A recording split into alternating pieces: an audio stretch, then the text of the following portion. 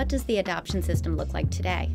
Today's modern adoption system is vastly different than the stereotype that most Americans have in their heads about adoption. First of all, most adoptions, the standard adoptions today, are open adoptions, meaning that the birth mother usually plays some role in selecting the adoptive family, and she maintains contact with the adoptive family and with the child throughout the child's life. Another difference is that the pop culture stereotypes about teen moms is no longer the norm. So Juno and teen mom actually don't represent the majority of women who place their children for adoption. Most women who do so are unmarried women in their 20s, not teens. In addition, the adoption system is becoming more diverse. While women who place their children for adoption tend to be white, many women who place for adoption are more diverse than in the past, as well as are the adoptive families. Are efforts to promote adoption an effective way to reduce the abortion rate? Not really. People tend to think that if we promote adoption, that will decrease the rate of abortion. But actually, abortion and adoption rates have fallen in tandem, while births to unwed mothers have risen. So actually, it is the lessening of stigma about single motherhood that has led to lower adoption rates, and not because of greater access to abortion. In fact, the numbers on this are quite stark. Of the 3 million or so unintended pregnancies every year, about 1.4 million women choose to keep the child and raise it themselves.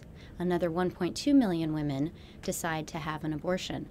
In contrast, only 14,000 women every year decide to place an infant for adoption in the United States.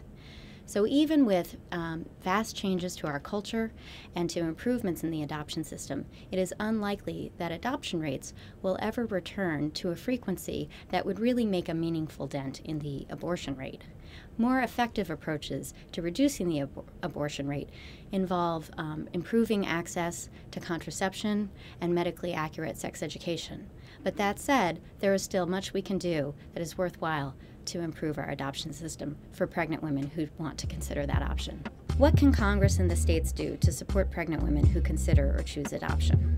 Women facing an unintended pregnancy deserve to know all their options, and that includes adoption, so they need access to non-directive, unbiased counseling, as well as an independent attorney.